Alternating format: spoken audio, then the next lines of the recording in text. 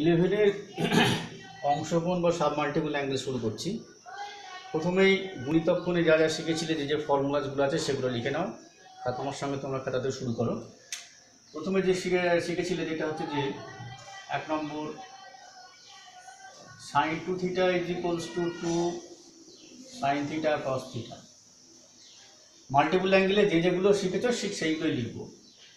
sin 2 থিটার আর একটা ফর্মুলা শিখেছিলে, sin 2 theta is equals to 2 tan theta divided by 1 plus tan square theta। cos 2 theta formula শিখেছো, cos square theta minus sin square theta। cos 2 theta আরও একটা formula শিখেছো, 1 minus 2 sin square theta। cos 2 theta আরও একটা formula শিখেছো, 2 cos square theta minus 1। cos 2 theta আরও একটা শিখেছো, 1 minus tan square theta by 1 plus tan square theta, 1 term in terms of tan এ। এরপর তুমি শিখেছো tan 2 theta। tan 2 theta হচ্ছে 2 tan theta by 1 minus tan square theta। sin 2 theta by cos theta করলেই tan theta পেয়ে যাবে। cot 2 theta যেগুলো এভাবে শিখিয়েছিলাম, যে কোথাও কোনো ফর্মুলা যদি ভুলে যাও তাহলে কিভাবে করতে হবে, যে cot 2 theta মানে cot theta প্লাস থিটা এইভাবে ভেবে নেবে, বা tan theta plus theta, cos 2 theta plus theta plus theta. তারপরে আমরা অনেক কাজ করেছি, যেখান থেকে অনেক ওইগুলো ভাগ করে পড়েছি। যারা আগের ভিডিওটা দেখেছো মাল্টিপল অ্যাঙ্গেলের ক্ষেত্রে, সেক্ষেত্রে তোমার সুবিধা হবে। cot 2 theta হবে cot a cot b minus 1, অর্থাৎ cot square theta minus 1 cot b plus cot a অর্থাৎ 2 cot theta। তো আরও শিখেছিলে মাল্টিপল অ্যাঙ্গেলের ক্ষেত্রে sin 3 theta is equals to শিখেছিলে 3 sin theta minus 4 sin cube theta। cos 3 theta শিখেছিলে 4 cos cube theta minus 3 cos theta। এটা মনে রাখার জন্য বলছিলাম 34 আর 43টাকে মনে রাখতে। tan 3 থিটাও আছে, এটসেট্রা আছে, আমি পরে লিখছি ওগুলো। তো এইগুলো আমরা মাল্টিপল অ্যাঙ্গেলে শিখেছি গুণিতক কোণে, সেখান থেকেই অংশকোণটা আসবে, ওই জন্যই আমরা লিখলাম। সেটা হচ্ছে দেখো, এই আমরা অ্যাকচুয়ালি বের করতে চলেছি theta by 2 form. Theta by 2 form, ওখান থেকে থিটা বাই 4 ফর্ম কী হবে, থিটা বাই 6 হবে, থিটা বাই 8 হবে, এটসেট্রা করা যাবে। শুধুমাত্র এই গুণিতকটা যদি মনে থাকে সবাইকার মাল্টিপল অ্যাঙ্গেল, তাহলে সাব মাল্টিপল আরও খুব সহজ হয়ে যাবে। এখানে 2 থিটা ইজ ইকুয়ালস টু, তুমি মনে মনে একটা ধরে নাও a, তাহলে 2 sin a by 2 cos a by 2। আমি এটাকেই যদি এইভাবে লিখি, এখান থেকেই আসছে আমার 1 নম্বর sub multiple angle, sin theta is equals to sin 2 into theta by 2। sin 2 into theta by 2, দুই দিকে sin থিটা হচ্ছে। This is equals to sin 2 থিটা, থিটার জায়গায় theta by 2, 2 sin theta by 2 cos theta by 2, অর্থাৎ sin theta is equal to 2 sin theta by 2 cos theta by 2। একই রকমভাবে এখানে sin theta is equal to কত পাবে, 2 tan theta by 2 divided by 1 plus tan square theta by 2। বুঝতে পারছো? cos theta is equals to কত হবে, cos square theta by 2 minus sin square theta by 2।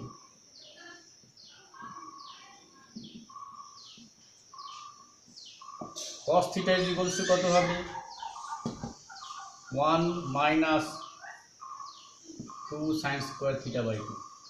ব্যাপারটা বোঝা গেল। এখানে তুমি যদি 2 থিটার জায়গায় থিটা বসাচ্ছ, তাহলে থিটার জায়গায় কত, থিটা বাই 2 আসবে। মনে মনে তুমি যদি অন্য কিছু ধরো, 2 থিটার জায়গায় তুমি a ধরছো, তাহলে থিটা ইজ ইকুয়াল টু কত হবে, a বাই 2 হবে। 2 থিটা ইজ ইকুয়ালস টু এ ধরছো, তাহলে কি হবে theta is equals two a/2। ঠিক একই রকমভাবে যেখানে 2 থিটা আছে সেখানে যেটা বসাবে, যেটা থিটা আছে সেটা ডিভাইডেড বাই 2 বসালেই হয়ে যাবে। এইভাবেই আমরা করছি আর এইভাবে মনে রাখতে হয়। 5 number cos theta equals to against 2 cos square theta by 2 minus 1। Again cos theta is equals to হচ্ছে 1 minus tan square theta by 2 by 1 plus tan square theta by 2। 7 number হচ্ছে যে tan থিটা, থিটা বাই 2টা হচ্ছে theta by 2 form, 2 tan theta by 2 divided by 1 minus tan square theta by 2। 8 নম্বর ছিল cot theta, cot square theta by 2 minus 1 divided by 2 cot theta by 2। এইখানে কি করছো sin 3 থিটার formula, এখান থেকে 3 theta is equals to তুমি এ বসাবে, 3 theta is equal two এ, তাহলে থিটা ইজ ইকুয়ালস টু কত হবে a/3। তার মানে যেখানে 3 থিটা বসাচ্ছ সেখানে যদি থিটা বসাও, যেখানে থিটা হবে সেখানে থিটা বাই 3, ঠিক আছে। তাহলে sin theta is equals to 34 3 sin theta by 3 minus 4 sin cube theta by 3। 10 number cos theta, 4 cos cube theta by 3 minus 3 cos theta by 3। এইভাবে তোমরা মানে বিভিন্ন ধরনের। আচ্ছা, এবার তুমি tan 3 থিটা যেটা বলছিলে, এবার tan 3 থিটা বসাই। tan 3 থিটা মানে হচ্ছে তোমার 3 tan স্কয়ার থিটা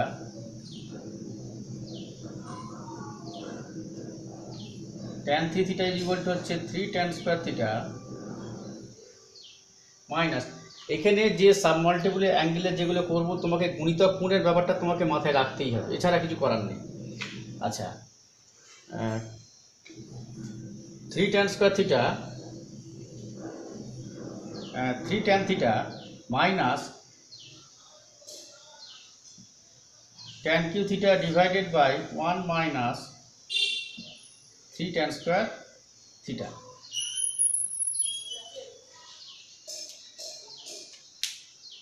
এবার তুমি কি করবে, থিটার জায়গায় এক এক ভাবে বসিয়ে দাও। 11 tan theta is equals to হচ্ছে 3 tan theta by 3 minus tan theta by 3 3 tan theta by 3 minus tan cube theta by 3 divided by tan cube theta by 3 tan cube theta by 3 1 minus 3 tan square theta by 3।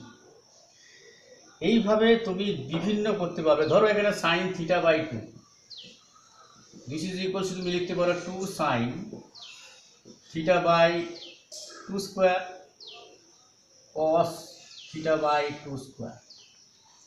তুমি লিখতে পারো cos theta by 2, this is equals to 2 cos square theta by 2 square মানে 4 theta by 4 minus 1। যে কোনো ফর্মে লেখা যায়। এভাবে অনেকগুলো অঙ্কও আছে তোমার ওখানে। যে কোনো তুমি থিটা বাই তুমি যদি করো sin theta by 4, this is equals to 2 sin theta by 8 cos theta by 8। এগুলো পরপর একের পর এক যেগুলো যেগুলো আসছে ঠিক একই রকমভাবে একই ধরনের সিমিলারিটি তুমি ইউজ করে অংশকোণের বিভিন্ন সাবমাল্টিপলের যে সমস্ত ভাগ আছে তুমি ফর্মুলা বের করতে পারো। এই ফর্মুলাগুলোর ক্ষেত্রে একটাই হচ্ছে যে মাল্টিপল অ্যাঙ্গেলস। গুণিতক কোণের ফর্মুলা মনে থাকলে তোমার কোনো সমস্যা নেই। এইবার হচ্ছে কি, ধরো থিটার ভ্যালু দেওয়া আছে, তুমি থিটা বাই 2 এর ভ্যালুটা কী করে বের করবে? থিটার ভ্যালু বসিয়ে দিবে, থিটা বাই 2 যা আসবে। এইবার আমায় দেখতে হয় কি চিহ্নটা, মানে সাইনটা কোন কোয়াড্রেন্টে পড়ছে, প্রথম পাদে, দ্বিতীয় পাদে, তৃতীয় পাদে, চতুর্থ পাদে। থিটা বাই 2টা কোন পাদে পড়ছে সেই অনুযায়ী তার চিহ্নটা নির্ধারিত হবে। আর ভ্যালুটা বের করতে তো আমরা জানি কি করে ভ্যালু বের করতে হয়, এর আগে আমরা যেগুলো শিখেছি। তো এইটা হচ্ছে তোমার সাবমাল্টিপল অ্যাঙ্গেলের ফর্মুলাসগুলো। তো এখানে যে অঙ্কগুলো থাকবে ম্যাক্সিমাম সব মাল্টিপল অ্যাঙ্গেলের অর্থাৎ গুণিতক কোণের মতোই সব, শুধু ফর্মুলাগুলো এর দেখে শুনে বসাতে হবে। এবার যেটা আমাদের দেখব যে চিহ্নটা নির্ধারণ করার ক্ষেত্রে আমি যেটা বলেছিলাম বারবার, যে দুটো সাইন কার্ভ আর কস কার্ভ দুটোই একসঙ্গে করবে।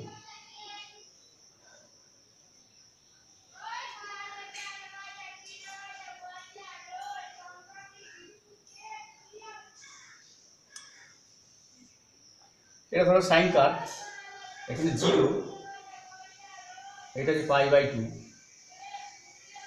এখান থেকে তুমি পারপেন্ডিকুলার ড্র করলে এটা হবে π/2। আর যদি কস কার্ভ করো, কস কার্ভ হবে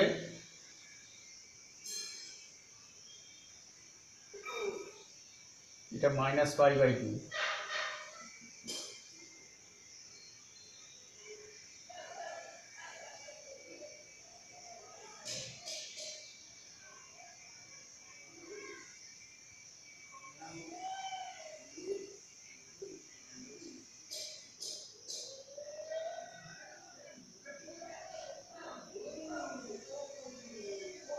কস কার্ভটা এরকম হবে,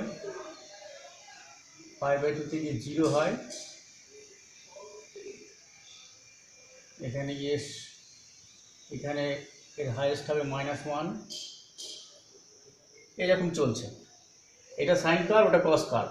আমি কেন এটা করার উদ্দেশ্য হচ্ছে যে এটা কত পারপেন্ডিকুলার কত, যেখানে সাইন π/4, সাইন π/4 এ বোথ সাইন আর কসের ভ্যালু একই হয়, এটা যে 1/√2। এখানে তো 1, এটা তুমি যদি করো 1 আর এটা হবে -1, -1 থেকে 1-এর মধ্যে কস কার্ভ যাক, সাইন কার্ভ তাই ভ্যালু একই হয়, -1 to 1 এর মধ্যে। এটা তো 0 ডিগ্রি আসছে, এটা -π/2।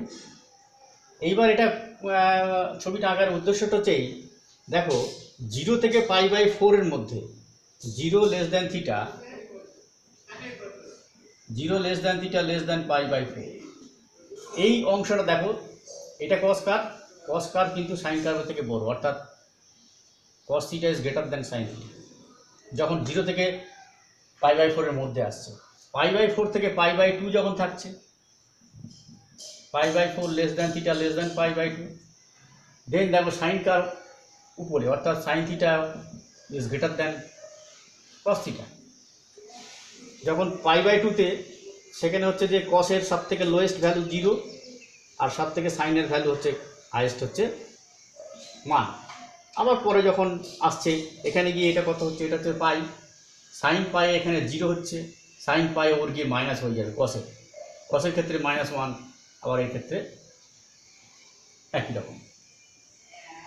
এইটা কত হচ্ছে, এটা π/4 3π/4 3π/4 একই ধরনের ব্যাপারটা আসছে, যেখানে গিয়ে আবার -1/√2 আসছে। -1/√2 দুটো ভ্যালু সরা হয়। আমি এখানে বলতে চাইছি যে এর মধ্যে সাইন কার্ভ কস কার্ভ কোথায় কে বেশি কোথায় কম, কখন কে কার থেকে বেশি, এটা আমাদের অঙ্ক করার ক্ষেত্রে কাজে লাগবে। ঠিক একই রকমভাবে তুমি যখন এখানে -π/2 আসছো, মানে এইখান থেকে এই অবধি কস কার্ভটা অলওয়েজ, অর্থাৎ এটা কত, এটা হচ্ছে -3π/4, -3π/4 থেকে আপ টু π/4 অবধি, -3π/4 থেকে একেবারে তোমার π/4 অবধি কস কার্ভটা কিন্তু হচ্ছে যে এর থেকে বেশি। এখান থেকে তুমি যদি বলো এখান থেকে আবার বেশি, অর্থাৎ কস কার্ভ এখানে সাইন কার্ভের থেকে বেশি উঁচুতে রয়েছে, ফলে ভ্যালুটা বেশি হবে। ভ্যালুটা বেশি হলে পরে কী হবে, এখানে ব্যাপার একই রকম হবে যে এখানে cos theta minus sine theta will be greater than 0, positive হবে। এখানে sine theta minus cos theta greater than 0, অর্থাৎ এখানে কী হবে, cos theta minus sine theta যদি লেস দ্যান 0। এই ব্যাপারটা মাথায় রাখতে হবে যে কোথায় কোথায় অঙ্কের ক্ষেত্রে কোনগুলো আমাদের কাজে লাগছে। আর আজকে এরপরে আমি যে ভিডিওটা করব সেটা হচ্ছে তোমার এই সাবমাল্টিপল অ্যাঙ্গেলেরই অংশকোণের 18 ডিগ্রি কোণের মান কী করে বের করতে হয়, 36 ডিগ্রি কোণ কী করে হবে, 54 ডিগ্রি কোণ কী করে হবে, এইগুলো আমরা নিয়ে আর একটা নেক্সট ভিডিও তৈরি করব। এখন এইটাকে একটুখানি ভালো করে ফর্মুলাসগুলো সরবরাহ হয়ে নাও। নিজে হাতে ডিডিউস না করলে কখনোই মনে থাকবে না। বারবার ফর্মুলাটাকে নিজে হাতে তৈরি করবে, যত করবে তত মনে থাকতে সুবিধা হবে। আর ট্রিগোনোমেট্রির ক্ষেত্রে যত ফর্মুলা মনে থাকবে তত তোমার অঙ্ক করতে সুবিধা হবে। আজকে তাহলে এই অবধি থাক।